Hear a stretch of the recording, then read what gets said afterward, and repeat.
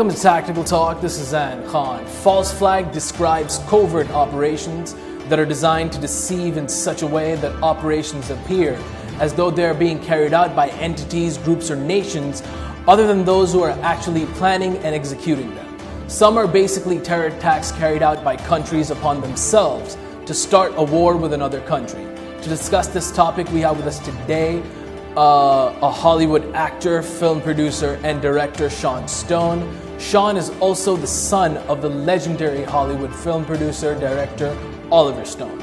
Sean is also a talk show host and a geopolitical commentator on many different media channels. Welcome to our show, Sean Stone. This is Zain Khan. It's a pleasure to have you on Tactical Talk. Absolutely. Thank you for having me.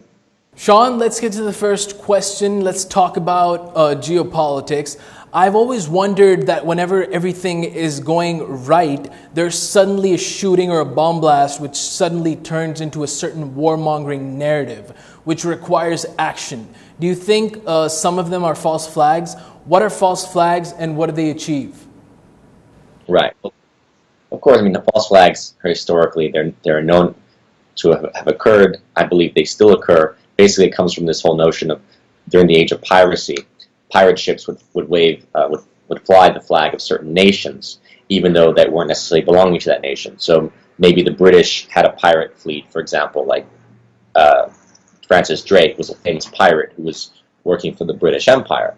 And so if they want to, let's say, attack like a Dutch ship, they can fly the flag of the Spanish. So then the Dutch think the Spanish are attacking them when it's actually the British behind it. That's why they call it false flags. So the idea is oftentimes you see terror attacks that occur, and it will be blamed on ISIS or it can be blamed on some other jihadist group, like Al-Qaeda, and then it seems like it may not have actually been that group that was ultimately organizing the conspiracy of that attack. So that's when you get this notion of like a false flag event. And I don't know that it necessarily, with every bombing that we're seeing or like attack, I don't know that it's always coming in when things are all right or quiet. I would say the one time that did seem to occur to me recently was with the Orlando shooting, because it came at the end of that week when Muhammad Ali had passed away. And there was a lot of good feeling around Islam because of Muhammad's choice to basically embrace Islam in his course of his life.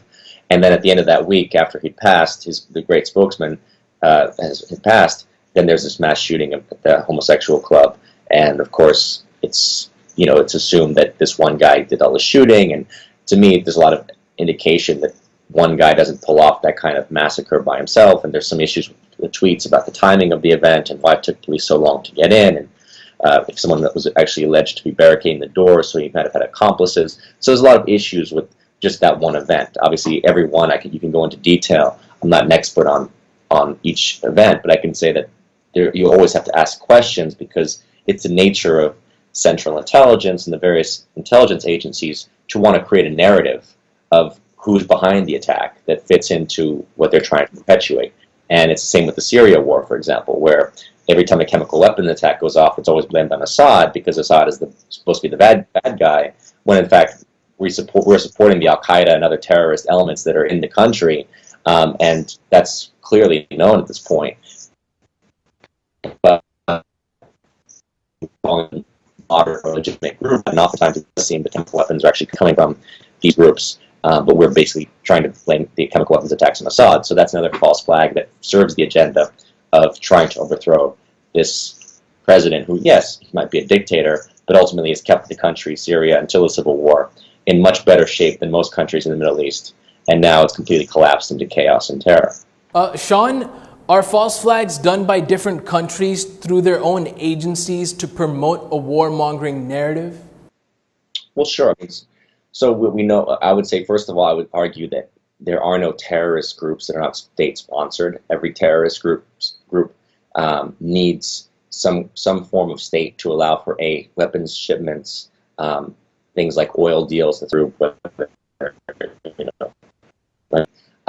So there's all kinds of state-backed, state organization that's required for a terror group to operate. It can't simply, they can't just operate in the sewers or in the desert of a country. They need supply lines, right? They need to pay people. They need money for weapons. They need to be able to sell, whether it's drugs or oil or some kind of contraband. So all this requires a sort of state backing to allow these terror groups to operate.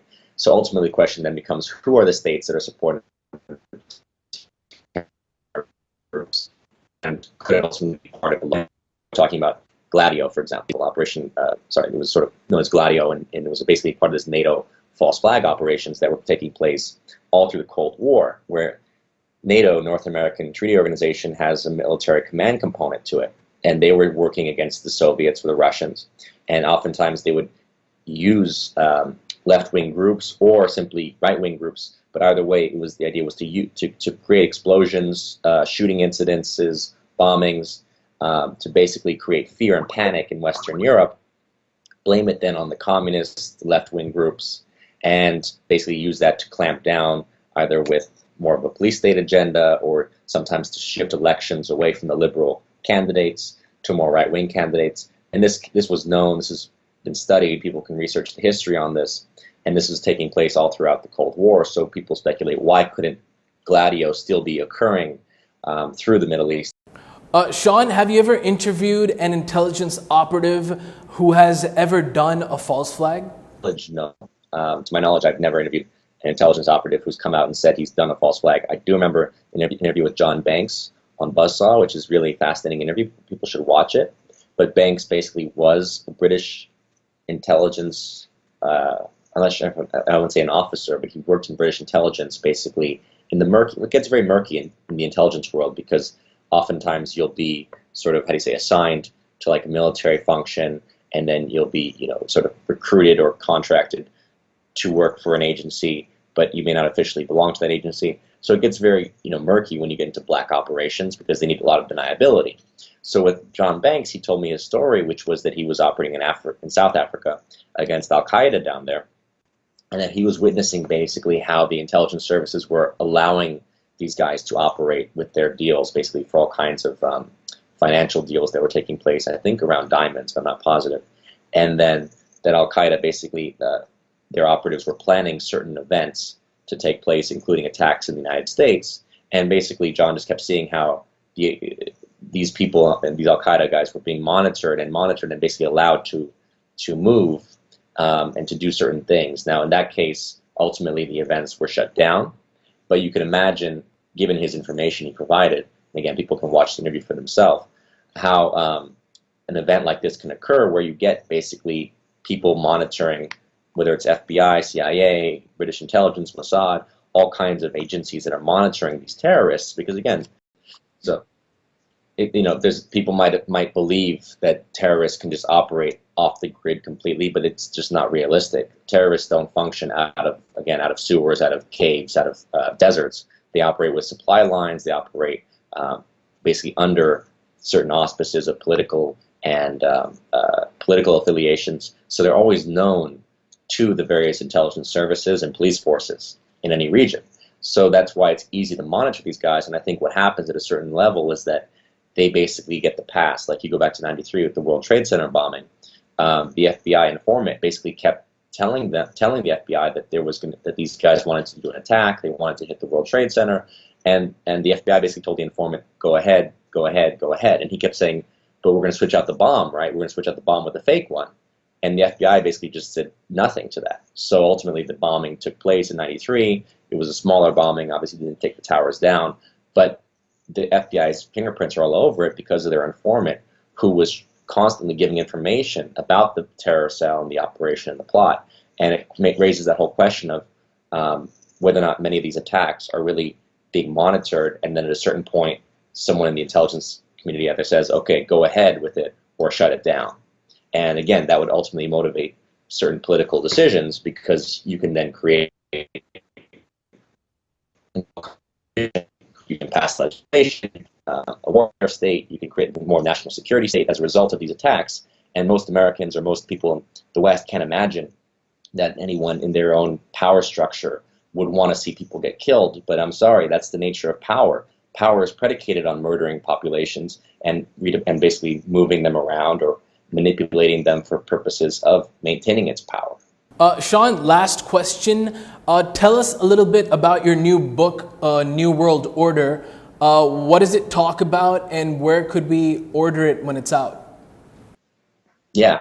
So, I mean, speaking of this last issue about the power structure and how the power structure works, um, I was studying at Princeton for my senior thesis. I was studying Henry Kissinger's mentor at Harvard, this man named William Yandell Elliott. Elliott basically is like a quintessential Anglo-American imperialist, someone who came from the South of the United States, became a Rhodes Scholar, studied with basically the heirs of the British Roundtable movement, and adapted their foreign policy and their perspective, which was the British Roundtable basically were like the last round of British imperialists in the late 19th, early 20th century who realized the British Empire won't last because basically it's hated around the world by the people we occupy. It's financially bankrupt. On all these. Remember, the British Empire encompassed a quarter of the world at that time. So they said, look, we can't maintain this empire. We have to turn it into a commonwealth. We have to make people believe that ultimately we're working towards the greater good of all of them, right? That we're working for their best interest. And we're using international laws, international finance to basically create those conditions to improve the lot of everyone in the empire. So that concept of the British Commonwealth is what was adopted. And the plan, of course, was to reincorporate America into that Commonwealth. So people like Eliot basically became the heirs intellectually of that tradition. And he came back to the U.S. and he worked very closely with the Rockefeller Foundation and and advised like 6 presidents, for example, and then trained people at Harvard like Kissinger and Brzezinski and Sam Huntington and many others in this worldview, which is really an imperial worldview, to say that nation states have to go. We cannot have nation states or constitutional sovereignty over a territory. We have to ultimately adapt to this greater empire of the mind, of military power, of extensions of balance of power, of force abroad, and ultimately this whole new empire will be brought together under certain international laws, international treaties, and international finance. But ultimately, the heart and the head of these treaties and whatnot would still be the United States and England, sort of driving the new empire, this new Anglo-American empire. So that's really where this concept of the New World Order came from, and there were a lot of intellectuals World Order at the end of World War II, early Cold War. So we kind of trace the intellectual history of the New World Order in the 20th century from the perspective of these elitists coming out of, again, the Anglo-American tradition and what they were trying to create as far as, to this point, it would seem, what they're trying to create as far as like sort of ending American constitutional sovereignty and putting America in this position where we are now of being the policeman of the world, of being sort of obliged under international treaties and laws to lose its sense of sovereignty and economic sovereignty and moving more towards a new international order and framework that many people, of course, would say is good. It's liberalizing things. It's making trade easier. Globalization is a positive thing. But I would argue that it also hurts many people on the domestic front in America from the perspective of losing their sovereignty over their economic situation. Most people are now put into a situation of massive debt, as opposed to because of the financial power that's been created by this new economic system. The banks have become so powerful that they basically are putting everyone into a situation where we don't make as much as we used to, but we all basically are enslaved by our credit cards. And so this is sort of some of the things that are looked at in the book, and it's called New World Order, and it's coming out this fall, actually, in October. People can get it on Amazon, and it's a pretty heavy read. Thank you so much, Sean Stone, for being on Tactical Talk. It was a pleasure having you. Absolutely. Thank you for having me. This was Sean Stone, a Hollywood actor and film producer. We discussed the concept of false flag operations. Until the next episode of Tactical Talk, this is Zain Khan. Take care and goodbye.